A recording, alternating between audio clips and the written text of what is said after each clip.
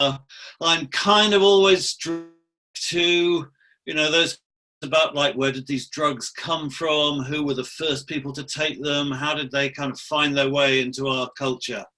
And so I've been interested in mescaline for a long time. There are like episodes in its history that I've written about before, but nobody had really kind of pulled together the whole story. And it's kind of it's a fascinating story because it's like the kind of prehistory of psychedelia. It's what psychedelics were before there was like this category psychedelic, this pigeonhole to drop them in, and it ranges across so much different territory.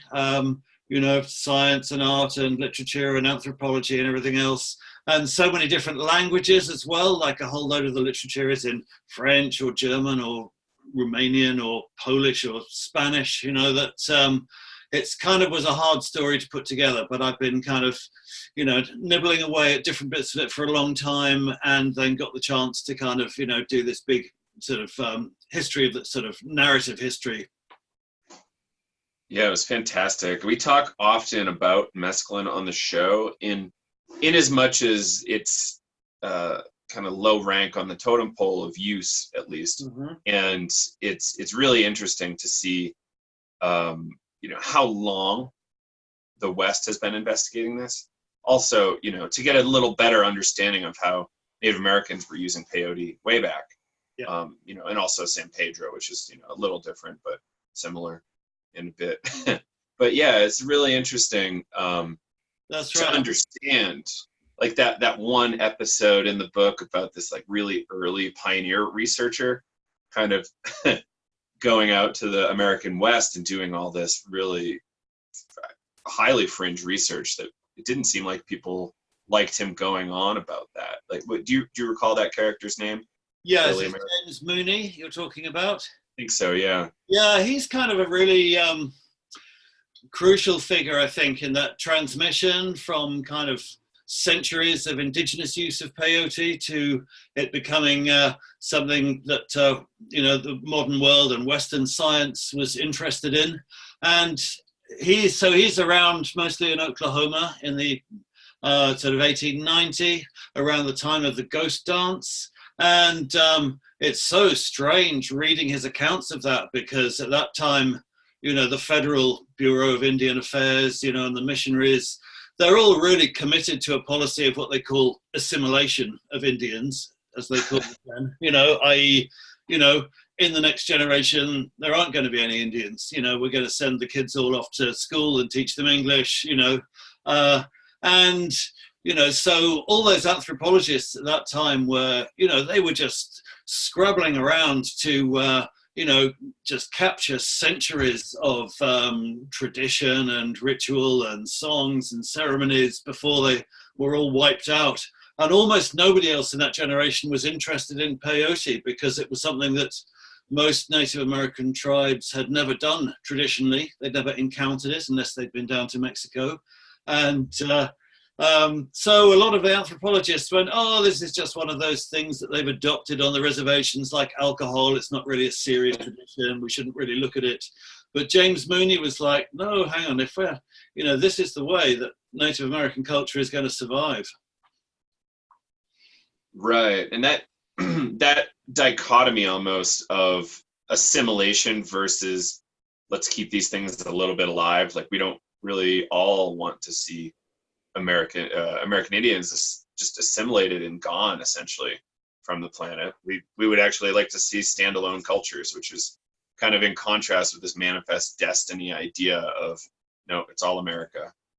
And yeah, very much that. And it's only kind of like a generation or two later in the 1930s, with Roosevelt and the New Deal, that there's kind of an Indian New Deal. And part of that New Deal is, okay, Indian religions and customs and religious traditions to be respected, and that was really, I think peyote was pretty central to that, the formation of the Native American church, to protect it under the First Amendment and the freedom of worship.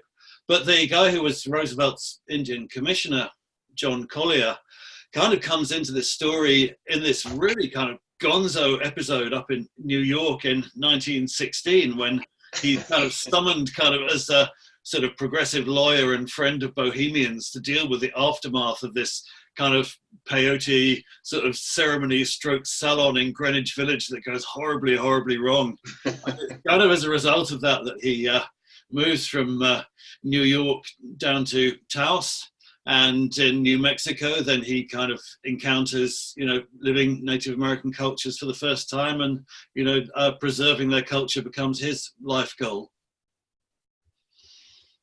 It's really a fascinating episode in the book. I want people to understand this is not a commercial for the book. I was just very excited about it. I talked to everybody about the book, including my parents quite a bit. And it was very cool. Was there a particular episode that fascinated you the most in Mescaline history?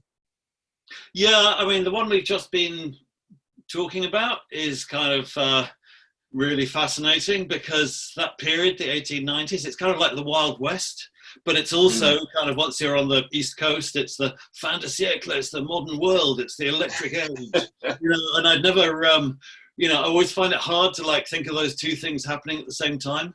Like Oscar Wilde, goes to the Wild West, which happened. And just a way of telling that story, the best I've ever found is, this guy, James Mooney, who we've been talking about. Quanah Parker, who is the chief of the Comanches at this point, gives him a big burlap sack full of dried peyote, and he physically takes it back to Washington, D.C., and that's the beginning of, scientific experiments with psychedelics. So it yokes those two worlds together.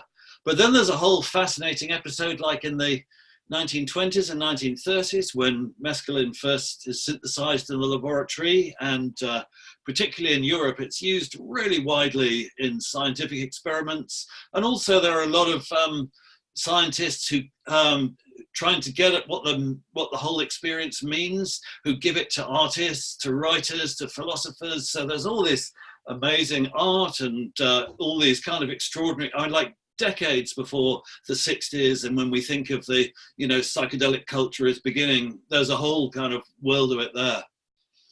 Yeah, which is really cool to see, and the way they argued about its validity as at least a valid interest point.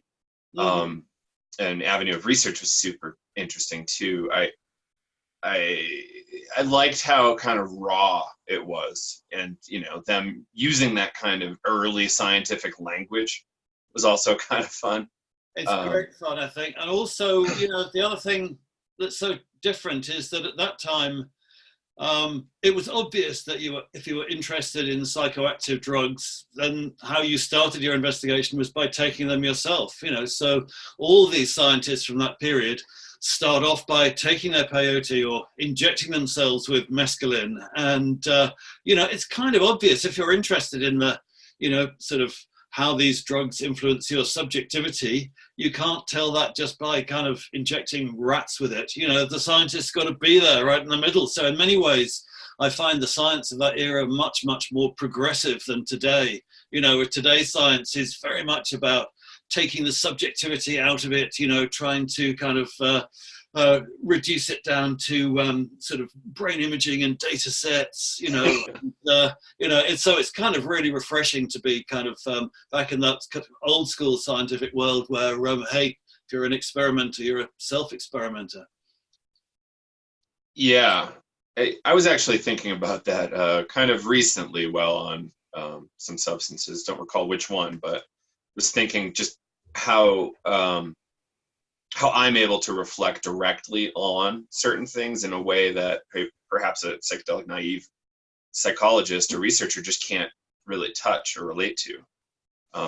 Maybe from hearing enough stories they kind of get it, but really firsthand is quite important.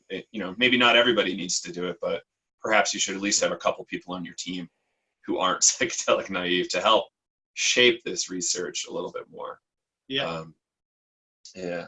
Or figure out an approved way to do some self-study that would be scientifically meaningful at some point. That would be clever. So did you have a chance while writing the book to try peyote or San Pedro? Yes, I did. I mean, I had been working with San Pedro for many years. I have a down in Peru, but also here. That was the bulk of my mescaline experience. Peyote is kind of a little hard to find an ethical source of it. I was somewhat familiar with that, but until I started the book, I was not familiar with the chemical compound, the pure mescaline salt. And I'd always had the thing with the cactus that as it starts to come on, it has all its many and marvelous effects, but they're always accompanied by kind of a heavy body load, usually some nausea, in a way. It's euphoric as well. It's this kind of warm, tingly, full feeling, but there's always a kind of unpleasantness. And I'd always kind of thought, well, I guess that's just the cactus material that I'm having to get down, So it was then interesting to take the pure compound, and as soon as it comes up, it's like, oh, okay, so that is part of the mescaline itself. There's that scene in Fear and Loathing that I think you mentioned, the Fear and Loathing scene in the book, where is it Benicio del Toro starts like vomiting at one point, and it seems like it's from the mescaline. Yeah, I think I think what had happened by that point, by 1970, I guess, Thompson is writing that. By that point, mescaline was kind of this legendary substance. Of course, everybody had heard of it because of Aldous Huxley and Doors of Perception, but it was pretty hard to find on the street unless you happen to know an underground chemist who was making like a little batch for connoisseurs. The market had pretty much entirely moved to LSD, and most of the things that you bought on the street, pills or powders called mescaline, were, well, who knows what they were. So I think this point on microdots that you made in the book was really clever. Like, it's not, microdots weren't large enough to contain an active dose of mescaline, really. No, so people absolutely were probably taking something else at that point. Yeah, certainly. If it's a microdot or a blotter. Yeah, I thought that was a really important thing you raised, honestly, because people are probably still buying that on the street, and they're quite misinformed. Yeah, no, I think these days quite often things get sold as mescaline, which are probably one of Shulgin's phenethylamines, one of mescaline analogs, things like 2-CT7 or whatever. It's kind of a shorthand, but it's not the real deal. So I think in a way, Hunter S. Thompson's use of it in Fear and Loathing, he's kind of, at that point, the protagonists in his book are already on, acid and coke and ether and tequila and everything you can imagine. And he kind of wants, at that point, to sort of ramp it up and to this peak of psychedelic craziness. And so he goes, and then we pulled out the mescaline, and I think that's that's like the thing that you could say at that point that, most people couldn't contradict you, everybody had heard right. it. That's a great point. But nobody had done it, and then actually, you don't really hear much about the mescaline trip, after that. I mean, all the psychedelic craziness just spools on. And that there's an earlier essay by Thompson where he talks about his first mescaline trip, which is kind of, he talks about it a bit more directly, but that's kind of odd as well. He says he's got this spansule of mescaline cut with some sort of speed, and you'd think, well, really, in the late 60s, when mescaline's this kind of really rare and precious substance, you're going to cut it randomly with some amphetamines. So, it's, I spent a lot of time on the Erowid site. They have a complete set of this bulletin that the DEA produced called,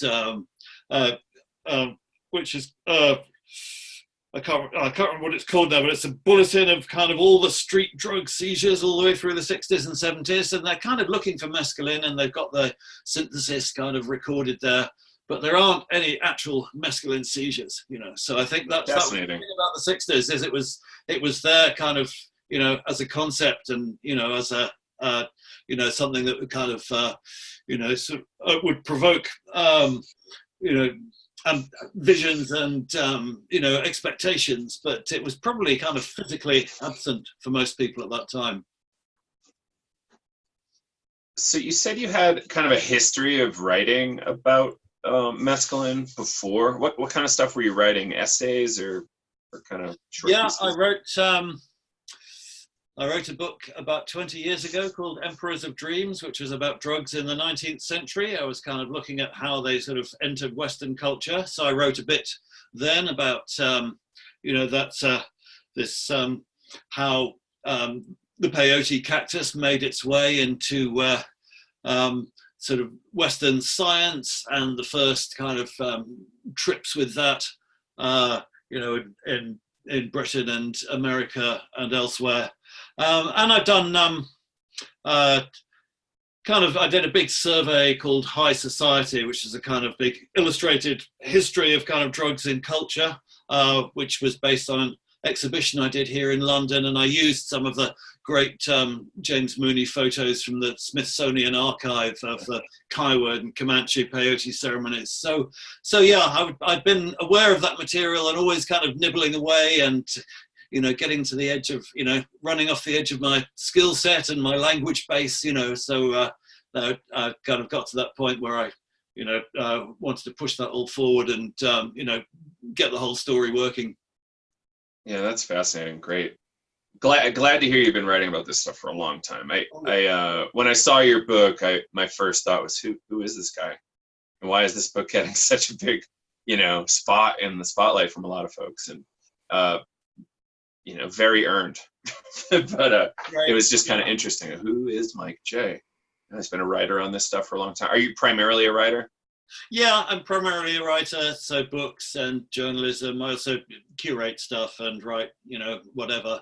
I've kind of, the sort of history of drugs has become my kind of specialist subject. I think I got into it at a good time when kind of academics weren't really writing about it because it wasn't like a cool thing to say at academic cocktail parties. So I'm writing about the history of drugs. It's kind of a bit of a dirty subject, and but it was just full of amazing stories. So it kind of became a patch that I worked on. But really, kind of, there's a lot of that is about opiates and cocaine and cannabis or hashish. Kind of psychedelics is a smaller part of the story until recently. But picking mescaline as a topic was a way of threading all those great early stories together.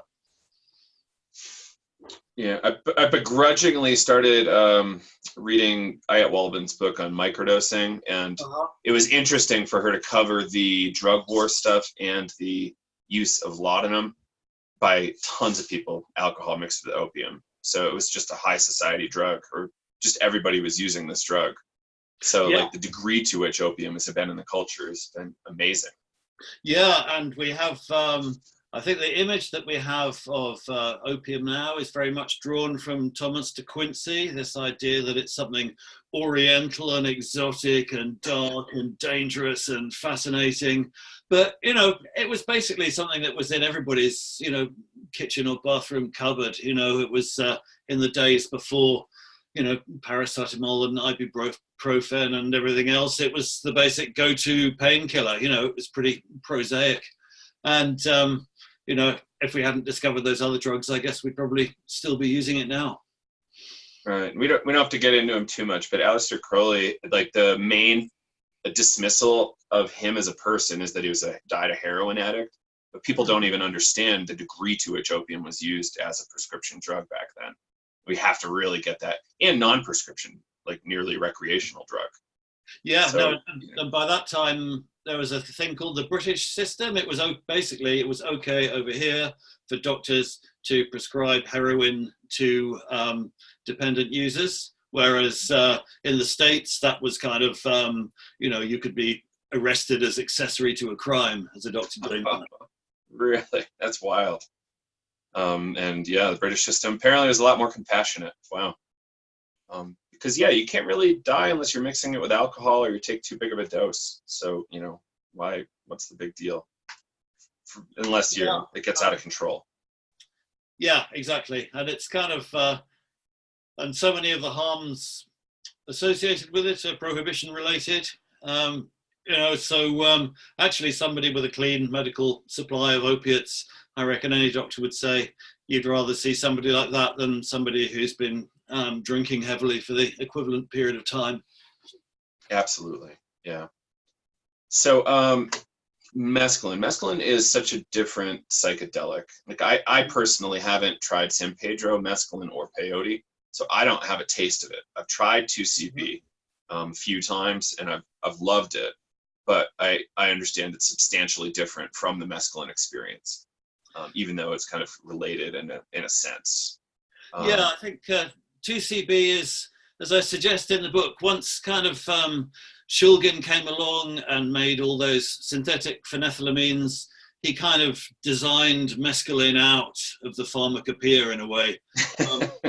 2CB is not unlike mescaline, but it lasts 3 or 4 hours instead of 12. It's not so physically difficult to kind of, it's not so demanding as mescaline, which kind of steamrollers you for, a very long period of time. I think they're different from the tryptamines, sort of LSD, psilocybin, DMT. Mescaline is a phenethylamine, so it's a different type of compound. It doesn't cross the blood-brain barrier so easily, so we need larger doses. It's the same with MDMA and other phenethylamine. That's why you don't get MDMA in microdots or blotters. Yeah. You need a decent chunky pill, and it's the same with mescaline. You need about 300 or 400 milligrams, and so with that comes a lot more body load, a lot more kind of adrenaline-like responses, but also I think more of a kind of, and you recognize this from MDMA, it's more of a sort of body and mind drug rather than just a mind drug. The tryptamines, LSD and psilocybin often, are sort of mentally, cerebrally, incredibly stimulating, but your body kind of gets left behind.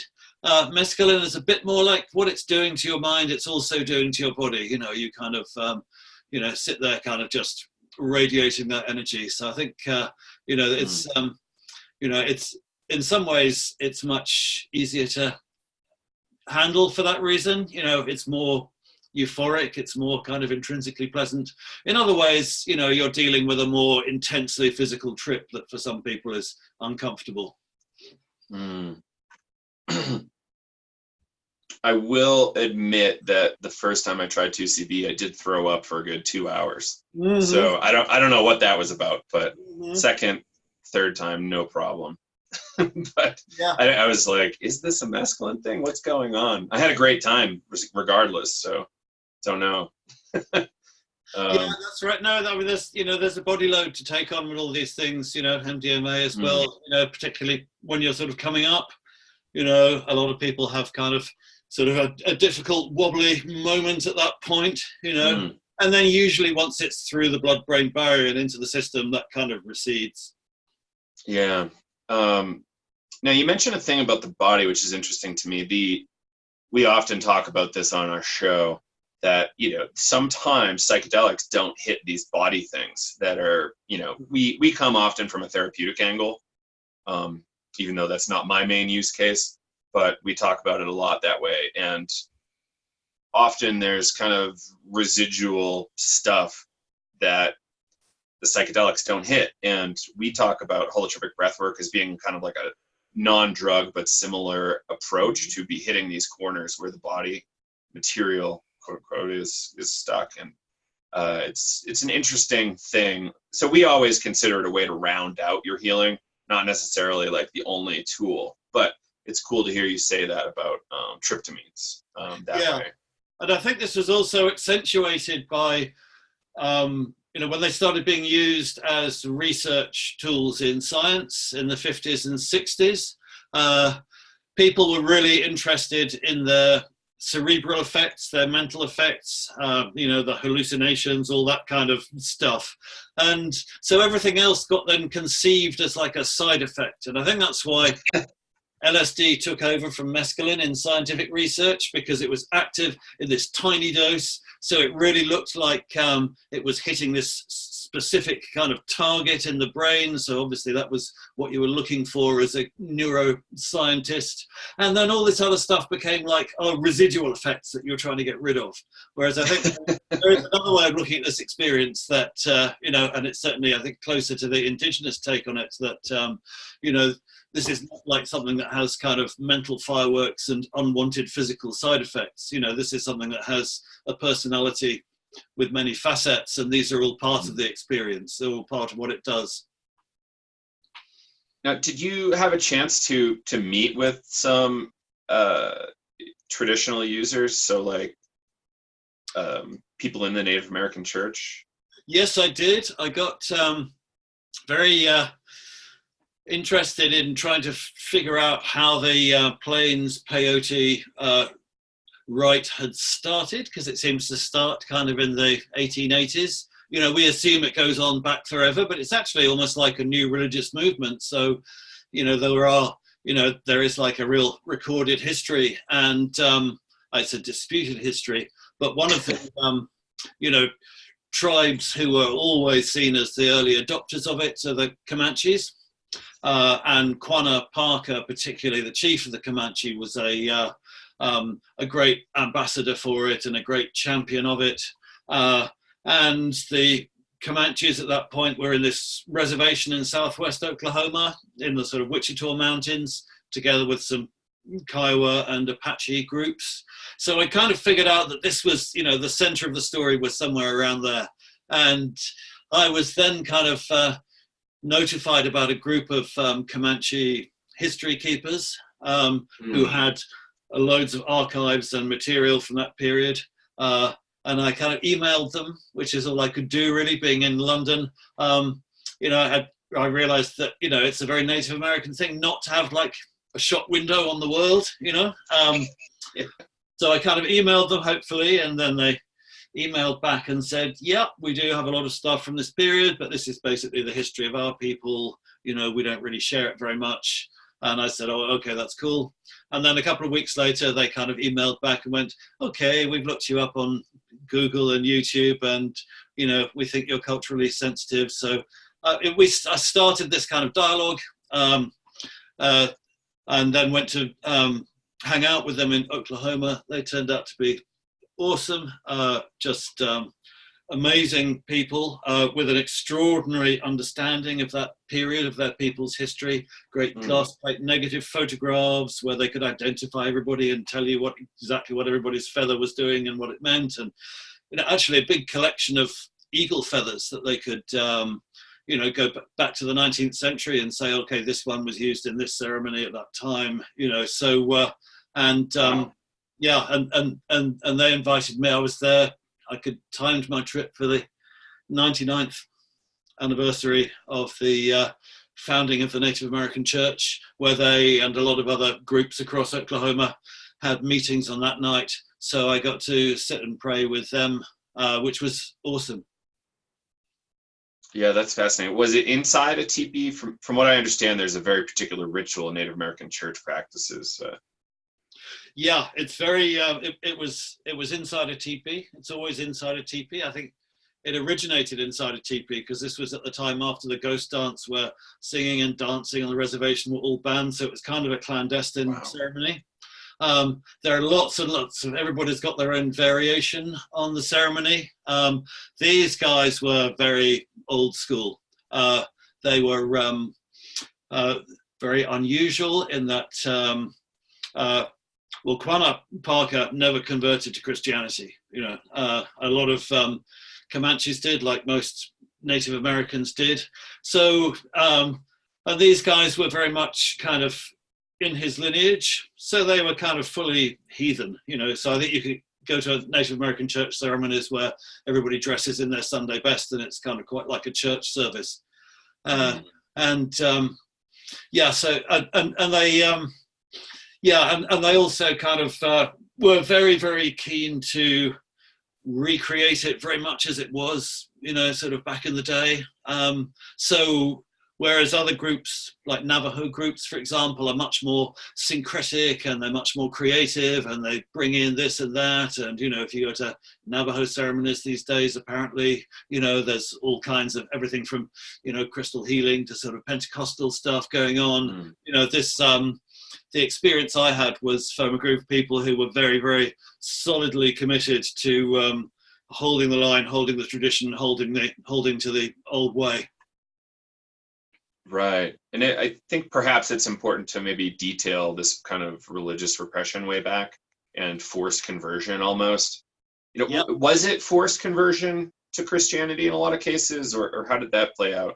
Yeah, well, it was, the assumption when the Plains peyote rite started was that this was something that was savage and backwards and superstitious and something that had to be got rid of before Indians could be Christianized and civilized. And so people like James Mooney was kind of a voice in the wilderness when he was saying, this is not an enemy of Christianity. This is like a unique fusion. This is something that's going to really strengthen, the Indian culture. It's surrounded by this white majority world. But they were saying, he was saying that against the background of times when, kids were being taken off to school, punished in these schools for speaking a word of their own language, and it was really, the 1930s before all the kind of anti-peyote pamphlets were retired and missionaries were stopped from kind of, giving religious instruction on reservations and so on. Mm. Yeah, that's wild. And there was a whole thing where kids were being removed from the reservations to kind of isolate them from tradition. This is kind of a long-standing thing that empire's kind of done, right? This is not new. It's just only new in that it happened here. Yeah, that's right. And it happened, the Spanish did the same in Mexico with peyote, the sort of Mexican Inquisition banned it. And that's kind of, there's much more explicit religious language there, that peyote's visions are given by the devil and, all that. What's interesting about reading all this stuff from the reservation era in the Wild West is most of it is in this kind of modern technocratic language. It's about public health and kind of worry about addiction and kind of all that. But you've still got these missionaries there going, no, this is about saving souls for Jesus, So you can see that, the war on drugs has this kind of, very Christian foundations that are normally invisible, but they're very visible at this point. Yeah, that's great. So, I think people listening, if you're interested in this whole kind of repressed area, please do dig in. This like oppression of Indian populations is really under discussed, and we're not really taught much about it. So please do dig in, because not only is it endlessly fascinating, it's just super rich history that informs perhaps how you're going to think about Indians in the Amazon rainforest or elsewhere, or even ones in the US or Canada. I think that's right. And I think that psychedelics and peyote is a very good way of approaching this, of getting into it, getting inside that story. And also in the process, what I found great about immersing myself in it is, you realize that the way that we conceive psychedelics in modern Western culture is not the only way of thinking about it. There are other ways of approaching, these plants and these experiences. And, that's really kind of properly mind expanding once you start to immerse yourself in that. So maybe to go further into the Native American church stuff, do you see the way folks in that world are using it is mainly for their own kind of visionary experience and relationship with spirits, plural? Or like, is there actual kind of shamanic practices happening where they're healing each other maybe, or what's the diversity there? No, at the meeting that I attended, there was a formal healing, as in, somebody who had talked about physical sickness beforehand was brought out of the circle by the roadman and kind of covered in incense, and became the focus of everybody for that healing moment. Generally, there's a kind of an interesting thing happened between kind of Mexican or sort of South American shamanic practice and the Native American church. In kind of Mexico and South America, there's a sort of certain people are shamans and they have kind of special spiritual powers. The Native American church really sets up a very different model from that. The roadman, who's the person who is the facilitator for the ceremony, is very, very important that he doesn't kind of behave like a priest. So, for example, part of the ritual is that all the drum and the rattle and all the sacred stuff gets passed around the circle before and after, so everyone can touch it, just to make that point. This is not some special thing. So it's more, I guess, influenced by the Protestant religion that was around it. Everybody is their own conscience. Everybody is their own priest. It's much more individual in that sense. And, in terms of the healing, my sense is that, the ceremony, the meeting, it does what it does, and it does the same to everybody. And that if, one of the issues that you're trying to resolve is to do with your physical health, it will be healing, but if that's not the most important thing for you, it will have some other effect. So healing is not like a sort of different type of ceremony or a different type of modality. It's kind of a specific example of the kind of general thing that, works for everybody. Yeah, that's great. I always find it interesting, the myriad, there's so many use cases for psychedelic drugs, and, even when the West got a hold of it, they were trying to figure it out too. Sounds like they were doing these kind of crazy acid salons. Was it in New York City, right? Chelsea neighborhood, maybe? I forget offhand, but just really fascinating, all these use cases, from just basic scientific research to healing to different kinds of religion. Just really, really cool. Yeah, and and don't forget art. When these the sort of very first peyote experiences in the West, a lot of people who take them are artists or philosophers, and it doesn't immediately occur to them that this is a spiritual experience. A lot of people frame it as, wow, I'm seeing the world as I've never seen it before. This has really changed my aesthetic sense. It's kind of deepened my appreciation of the world. And that's kind of what Huxley says in Doors of Perception, right? He says, like, this is how you ought to see. He says, I feel like Adam on the morning of creation. So he's got he's got religious and spiritual metaphors, but there's a great sort of hidden tradition back there of people, lot of avant-garde sort of modernist artists, who are trying to find ways of getting around the frame of normal perception and create original work that makes you look at the world again. A lot of those people had an amazing time with peyote or mescaline.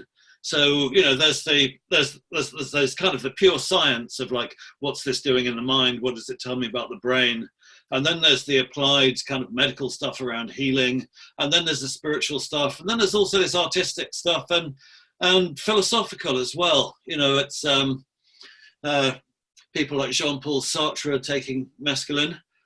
He himself having a really unpleasant time of it, but Maurice Merleau-Ponty, the sort of French philosopher who kind of came after him, a sort of phenomenologist, kind of writing really, really well, I think, about, what does this tell us about, our sort of visual and our sensory experience and where it comes from. But this is not just something going on in our brains. We can tell the difference between an experience that's only happening to us and one that's happening to everybody. So people using psychedelics to think around philosophy in really interesting ways too. So back to art, there, from what I recall, there's an interesting segment about Salvador Dali's school. I don't remember. Is he Dadaist? Is that the kind of phrasing they would use there? Dali was a surrealist. Surrealist. Yeah. And wasn't it the case that he was very kind of anti people using drugs regularly? Yeah, the surrealist, the sort of pope of the surrealist movement was Andre Breton, and the surrealist movement had an incredible number of rules that you would be kind of slung out if you broke these rules.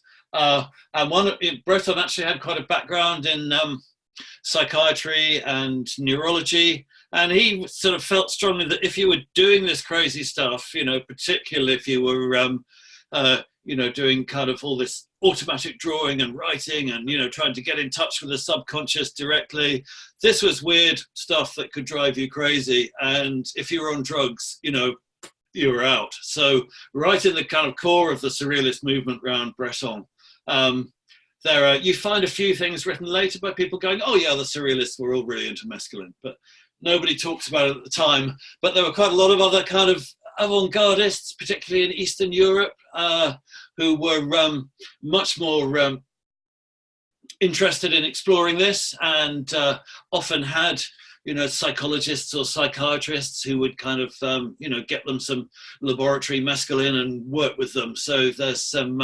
spectacular work from that period, often done in kind of quite a sort of clinical lab setting. People just these sort of weird artists just being summoned into a mental hospital and injected with mescaline at 10 in the morning, and given a pen and paper.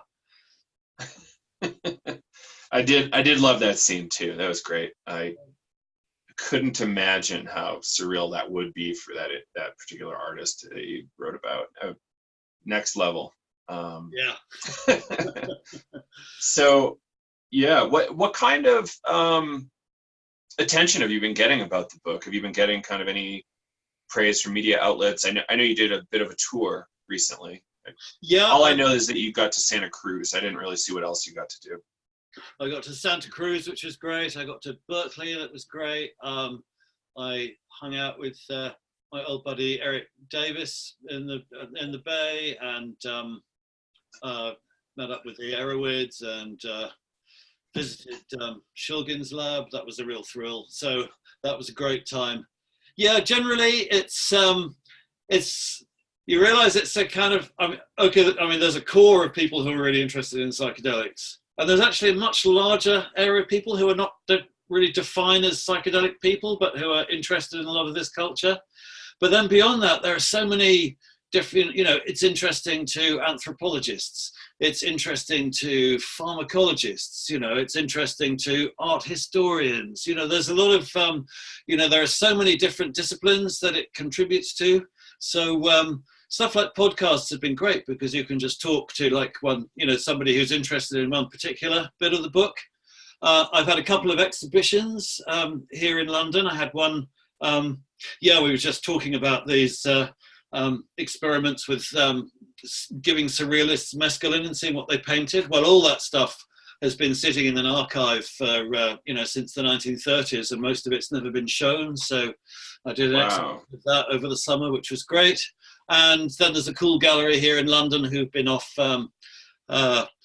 collecting sort of witch hole art from the Western Sierra Madre and Native American stuff, and putting together a kind of exhibition around that, which I'm sort of working with them on and sort of bringing out the sort of, the peyote dimension to the work.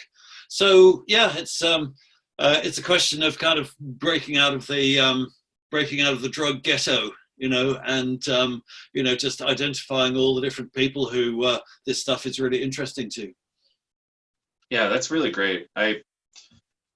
I'm happy to hear that it's happening that way. And I'm really happy to hear that there's witch hole art in the UK.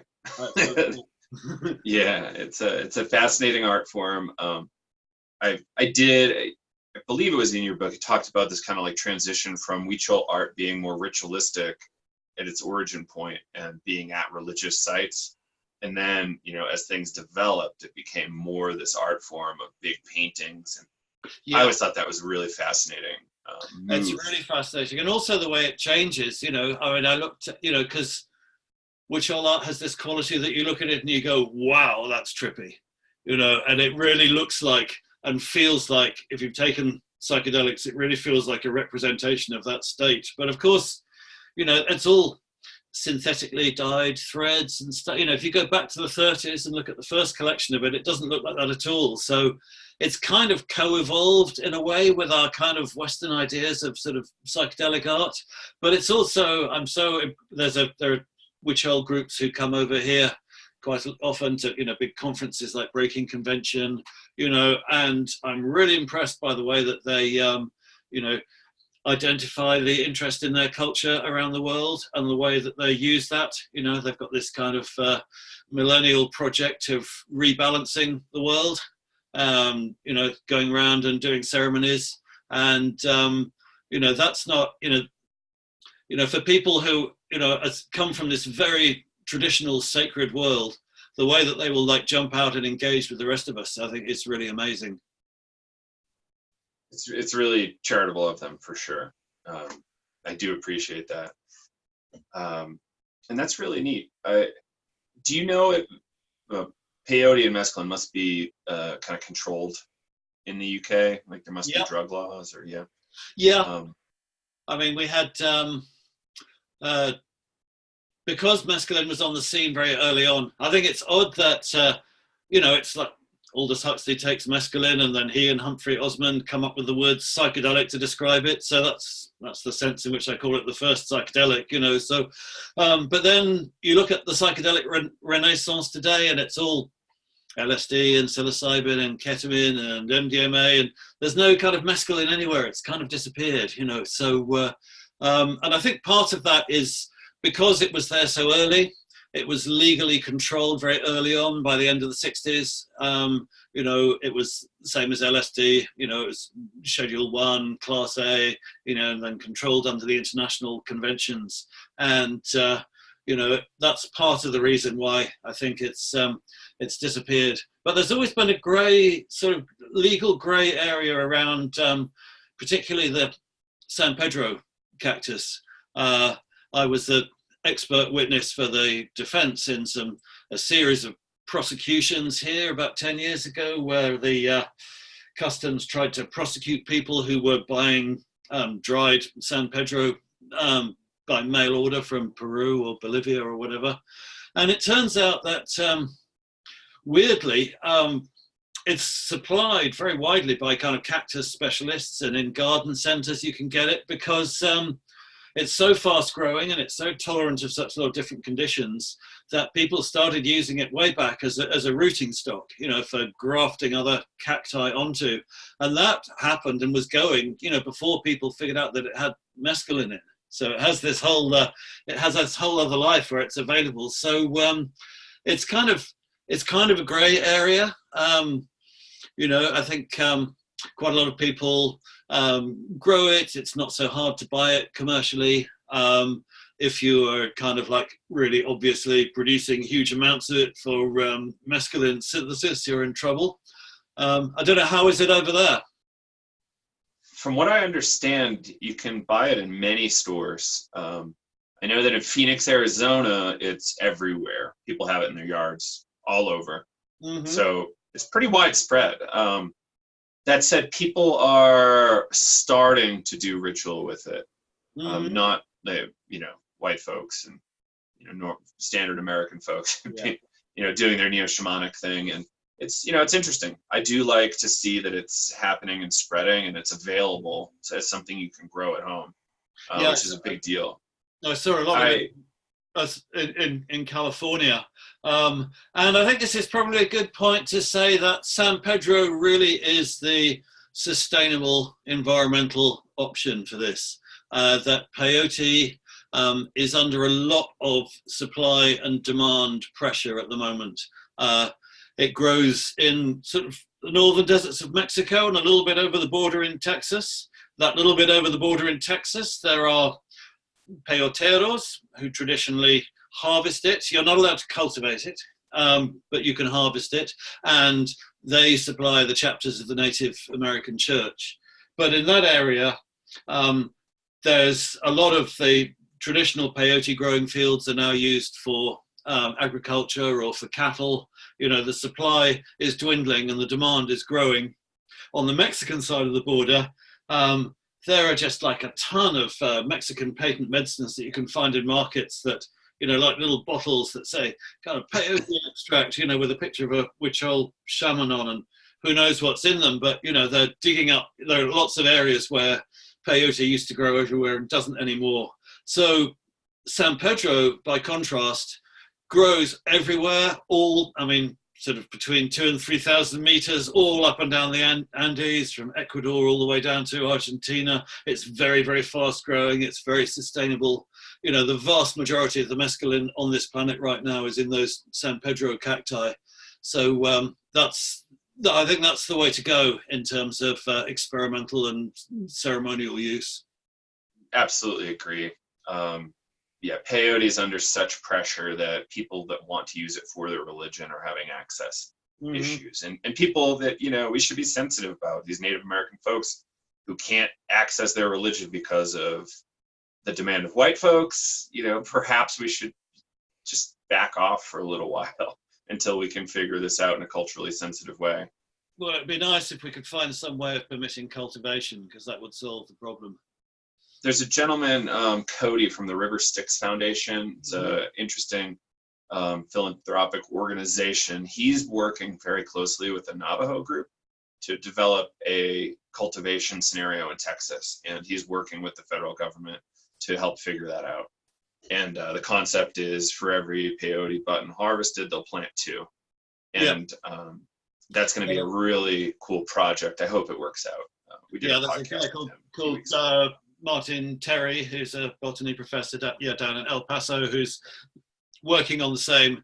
That would be the solution, if it was not for the legal obtuseness that stopped that from happening. Right, absolutely. So that would be really great to see that happening. And I do, as interested as I am in peyote, I'm just not really going to eat it anytime in the near future. I do know that they're growing it like crazy, I think in Thailand or Vietnam. There's large scale production over there. And from what I understand, it's not scheduled. And I have not confirmed this, but I think peyote is not scheduled in Canada either. So there's room potentially, check with a lawyer first for greenhouse grows up there. Right, it would not be a sort of first choice as a cash crop because it grows so slowly. Also, for what it's worth, there's you can get into very kind of geeky online forums about the difference in the experience between San Pedro and peyote and pure mescaline. And mescaline is only one of about 50 alkaloids in the peyote and also in the San Pedro. They've got different alkaloidal mixes. Some people say that the experience is subjectively different. For what it's worth, from my experience, the real difference is in kind of how you take it, whether you take it on your own or in a communal setting or experimental or ceremonial. For me, that makes a whole lot more difference to the experience than which particular cactus material you use. Well, that's really good to hear. I was going to ask that. So for the most part, no real difference unless you're talking about context. So that's really great. A lot of folks that listen here kind of get into the spirit angle of it. And I'll just say, perhaps leave that spirit alone for a little while if you want to talk about it that way. Let's figure this thing out first. They have very different, to talk in indigenous terms about personalities, I think they have very different personalities. You can just look at that.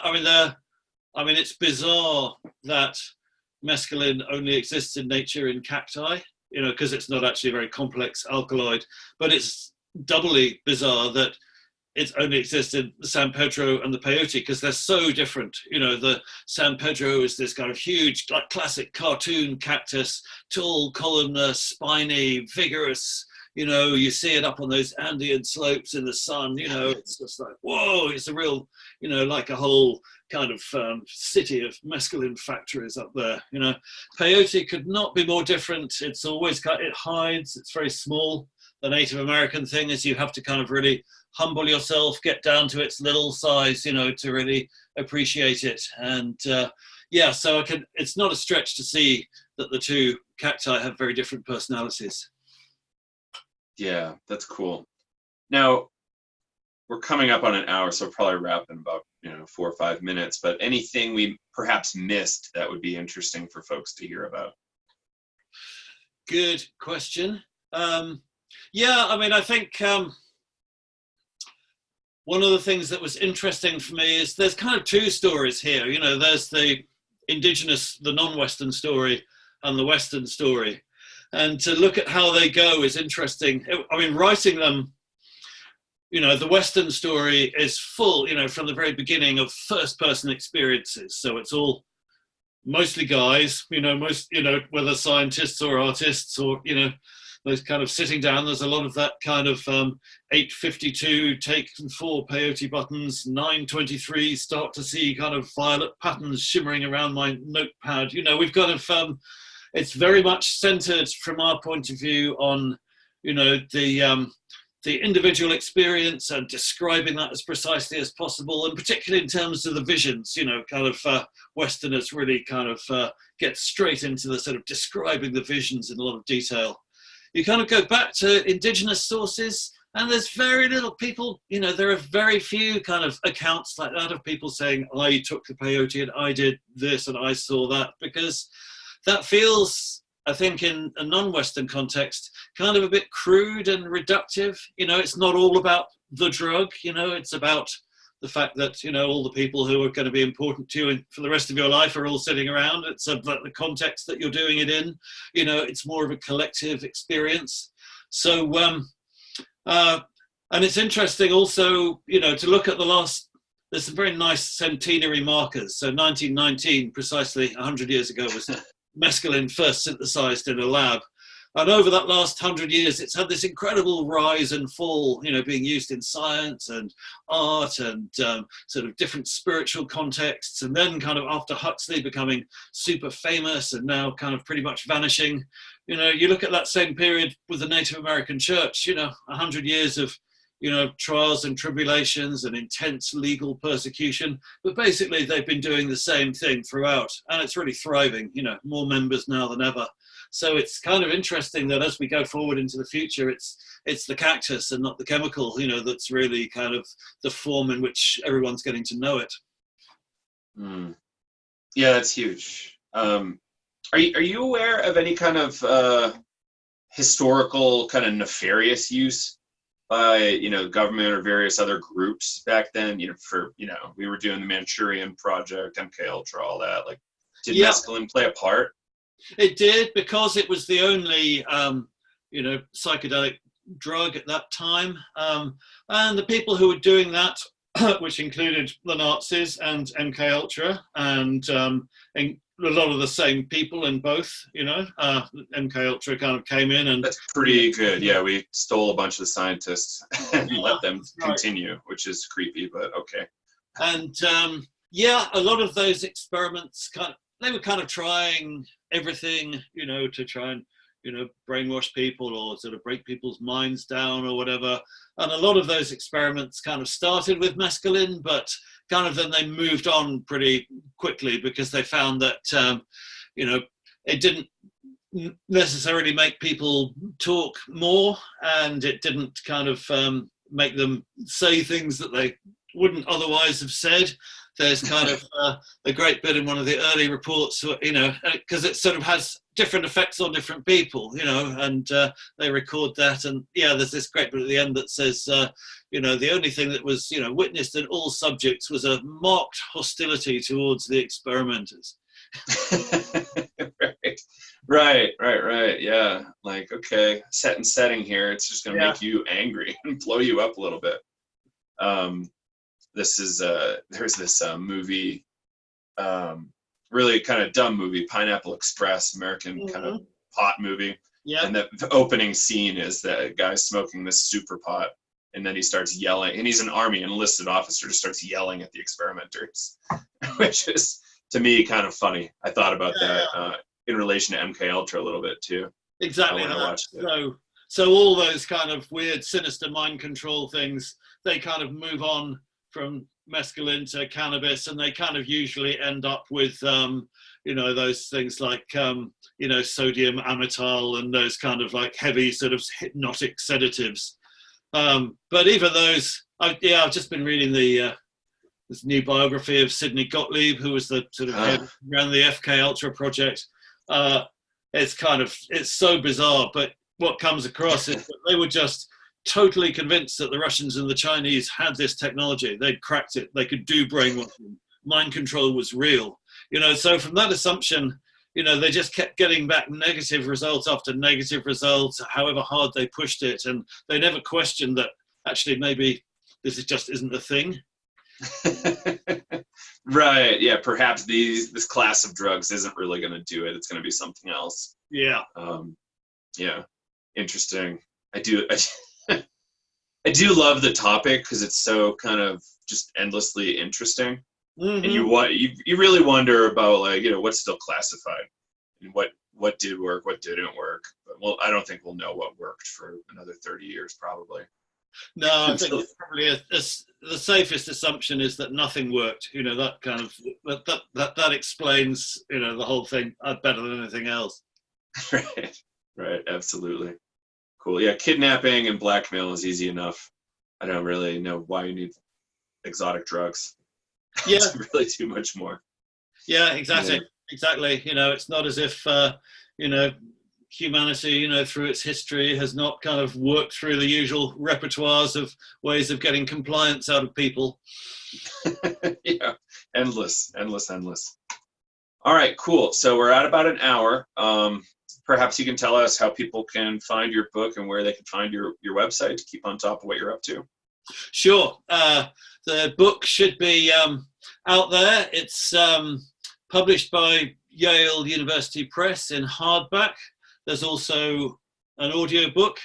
So those are both available from bookshops or your online suppliers or whatever.